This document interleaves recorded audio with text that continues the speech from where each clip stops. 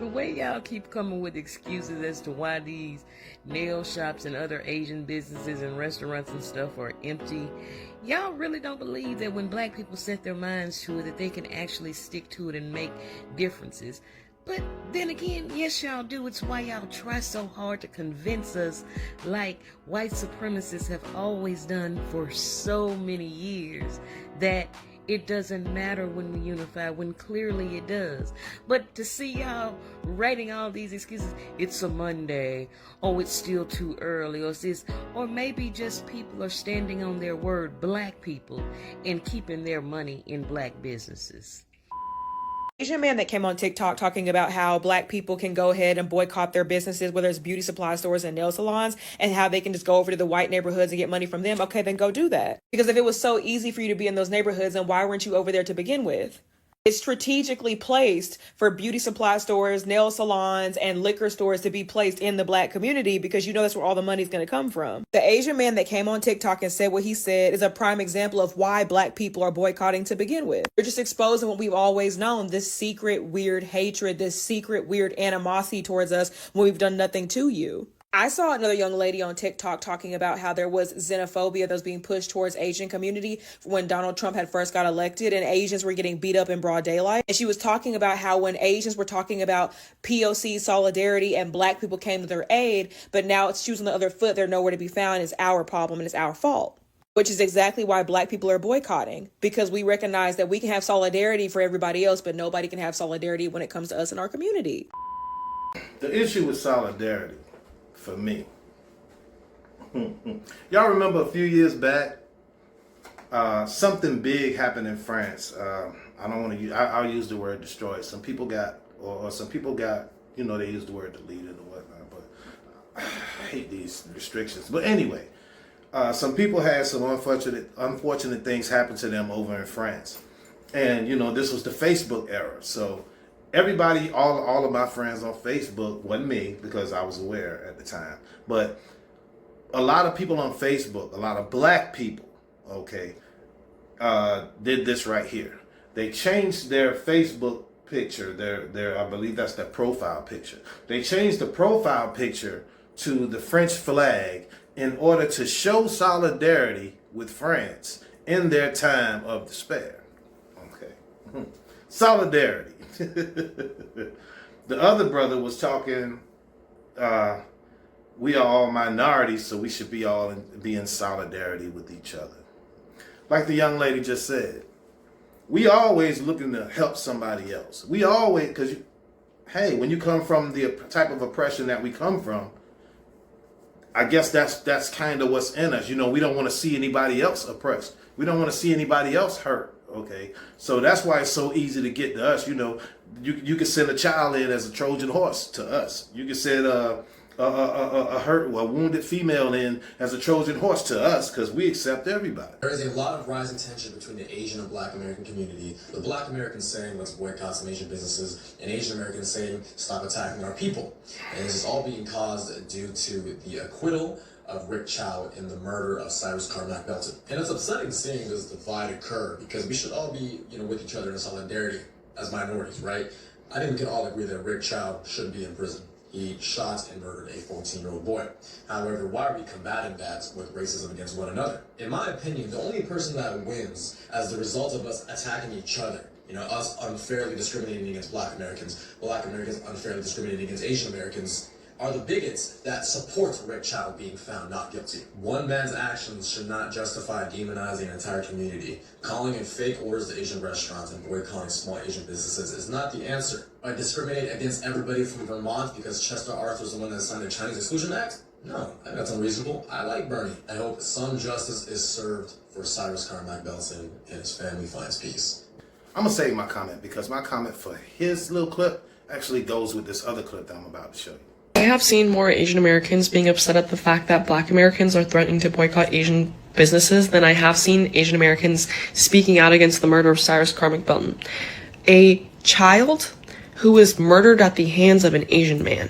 And this has everything to do with race, especially when anti-blackness is so deeply rooted in our community. I have said this a million times, and I'll say it as many times as I need to so you can get it through your thick skulls.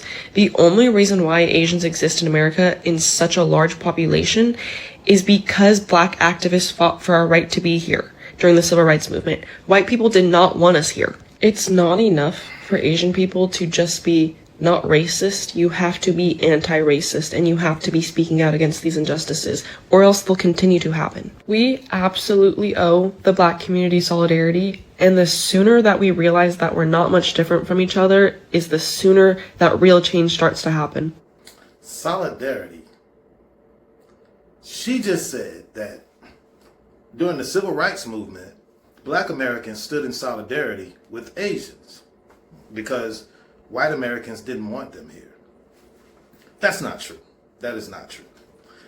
As a matter of fact, the way I understand it is, while my ancestors were out getting dogs and water hoses and ropes around their necks, while we were getting all of this type of treatment, all of these non-Black communities stood by and watched. And then after we fought and won civil rights, they came out as minorities. That's why I wanted to save my comment for the first guy, okay?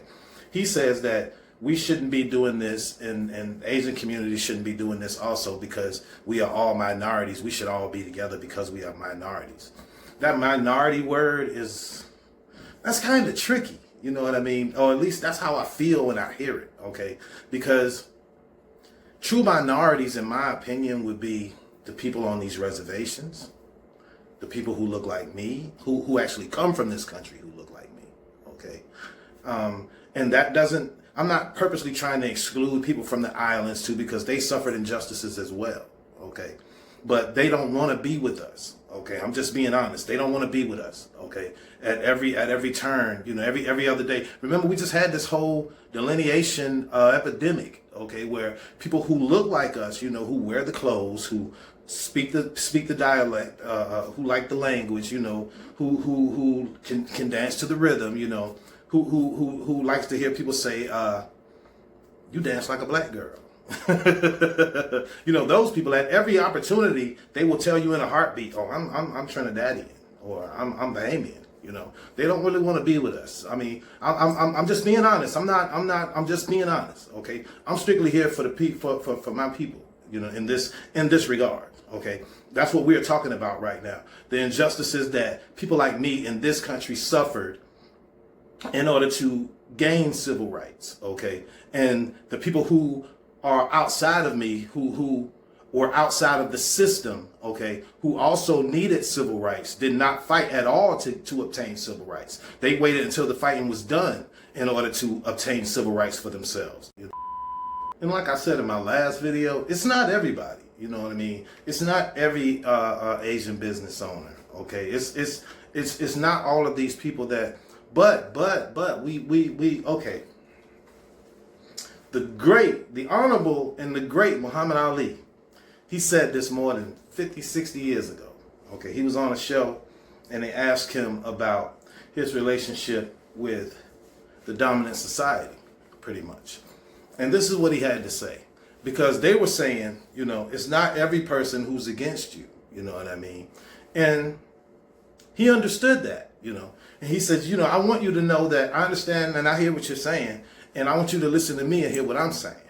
Let's just say I'm in this building and the doors are locked, and there's 10,000 people out there, or 10,000 monsters out there looking to get me, you know, looking to do something to me, looking to hurt me, and they're trying to get in, okay? And there's 1,000 of those same type monsters out there that don't want to hurt me, okay, that want to help me, okay? How can I let them in when it's 10,000 other ones out there looking to do me harm? Like I said, it's not everybody. It's not. But you make it hard for me. You make it hard for anybody, okay, who has to live under the pressure or live under the strain of the color of their skin, okay? You make it hard for us, you know. I understand that there are people living under oppression in other places, in other countries around the world. I understand that, but I read a little bit about Che Guevara, and the fact that, you know, he was not only a freedom fighter, but, you know, he had a philosophy. Let's win this war right here, and then we can go on to win other wars. You know what I mean? Let's fight this fight right here first, okay? And then we can go on to fight for other people. But we first have to fight this fight we're in right now.